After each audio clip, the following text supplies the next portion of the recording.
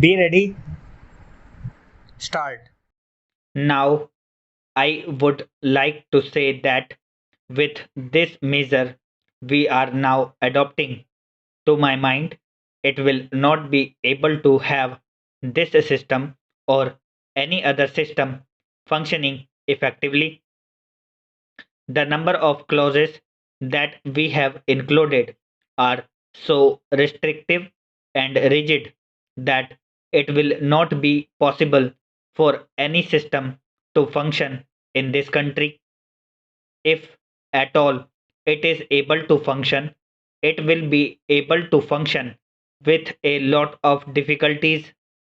It will be said afterwards that the industrial sector, particularly the private sector, has not been able to deliver the goods. I would like to warn the government that if anything happens in the future in which industrial production or production in the private sector has not gone up, it would be not because of any lack of efforts on the part of the private sector, but because of the measure that we are now adopting. I have mentioned several times how this particular bill is very restrictive and how it will hamper the normal growth of companies in this country. It is a pity that when we are on the threshold of the 10th 5 year plan, such a measure should be passed in this house. I would now like to make a few observations about the speeches of some of the honorable members here. Sri Ashok Mehta justifies the restrictions on managing agents by saying that managing agents are no longer the main source of finance. He also argues that profits have been high and will continue to remain high, and therefore he would like to see the managing agents being paid on a sliding scale. He is in the habit of referring to a number of books and making quotations from a number of them published in America or in other countries, and particularly by some of the professors. I would also like to mention to him that even when companies are floated, it requires a certain amount of confidence amongst the investing public, and it is because a particular firm is managing a particular company that this confidence is created in the investing public. Even there, as the Honorable Finance Minister has said, there is a sort of overall tight control. New banks and insurance companies are not floated nowadays. What you have are the few banks which are existing and the few insurance companies that are existing. The other point is that the credit worthiness of the managing agency firm does count to a certain extent in getting credit from the banks and other financial institutions. Yesterday, it was mentioned by my honorable friend that the crux of the problem is the question of payment of remuneration to a particular managing agency system. He said that in this bill, a definite encouragement has been given to the alternative type of management, namely the managing director or the manager, where an individual has been permitted to take 5%, while in the case of the managing agency, it has been permitted to take about 10%. I would like to point out to him that it is not merely the question of remuneration which will decide the alternative type of management. The remuneration is not a very important thing unless and until you allow a certain amount of flexibility for any system to function.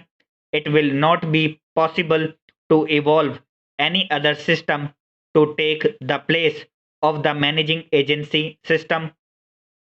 In spite of so many shackles, you may find that those few business houses which are carrying on now may have to carry on the present basis.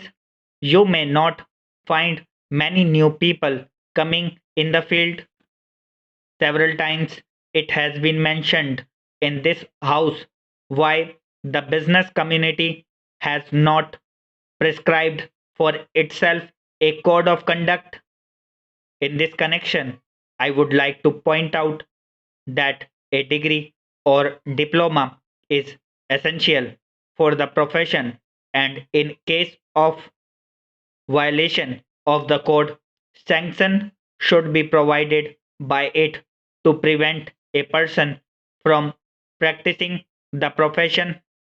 Today, even Ashok Mehta and Shri C. Shah can set up a grocery shop and become a businessman. Nobody lays down any condition for starting business, and nobody can prevent others from continuing it. But I would like to point out that with regard to the code of conduct, there is a certain amount of ethics, and there are certain standards and traditions on which business houses function. If a particular firm has not got proper ways of managing its business, you will find that that business house will find it difficult to function, and it would be difficult for it to command the confidence of the business community. It would not be possible for it to function as effectively as a firm which has proper ways of managing its business, that is sufficient as a code of conduct. It is not possible to prescribe a certain code of conduct in the manner it has been done for the profession in general. In conclusion, I would like to say a word in regard to employment with which I have been dealing so far. According to the figures supplied, the number of displaced persons from Bangladesh employed through employment exchanges is only 37,000. This is very meager compared with their total number, which comes to 32 lakhs according to the official figures. This is with regard to Bangladesh refugees. The number of displaced persons from Pakistan employed through employment exchanges is not very encouraging, but still it is 75,000. I would urge upon the Honorable Minister to take this into consideration and see that something is done to find employment for these people. Of course, there is some expenditure incurred on general education and vocational training, but when we look at the number of persons who have been given vocational training, we find that the number already trained and under training is only 17,000. This figure also seems to be very small considering the magnitude of the problem before us. Some programs of general improvement have been undertaken by the government of West Bengal by way of setting up new industries, etc. These programs should be looked into and put into operation with a view to giving more employment to these displaced persons. Within the limited time at my disposal, I shall limit my remarks to refugees from Bangladesh. The first thing which strikes one as one looks at the various brochures and publications that have been given to us is the amount of contradiction one has to battle against. The first contradiction is in regard to the number of persons government think they have rehabilitated in West Bengal. Granting that it is difficult to make a final assessment of the number of refugees who have come from Bangladesh, it is still true to say that it at least there should be some sort of parity between what the Union Ministry says and what the West Bengal Rehabilitation Ministry says. Only a few days ago, the West Bengal Minister of Rehabilitation said that there are 22 lakhs of refugees who have to be rehabilitated, but the central government's figures are 31 lakhs. Unless the government know the number of people they have to budget for, it is rather bewildering to know how they mean to plan in bringing about their rehabilitation. As a matter of fact, many other sources believe that the figure is far higher, but in any case, there should be some parity and some idea as to the extent of the rehabilitation problem which still remains before the people of West Bengal. The other contradiction is this: on the one hand, Shrimati Renuka Ray says that in the near future they will be making a successful completion of the work of economic rehabilitation of refugees in that state, but only last year Shri AP Jain said that as yet the problem of the displaced persons from Bangladesh was a matter which was giving some concern. I really do not understand why, in spite of Shri AP Jain recognizing that the problem is still quite serious, Shrimati Renuka Ray should have made such a statement. Yet, when we heard the Honorable Finance Minister, we find that there has been a big shortfall in rehabilitation budget. I think that if the fact finding committee's report had been published, the assessment that we have rehabilitated about 50% of the people of Bangladesh who came over as displaced persons would have become quite clear in regard to its incorrectness.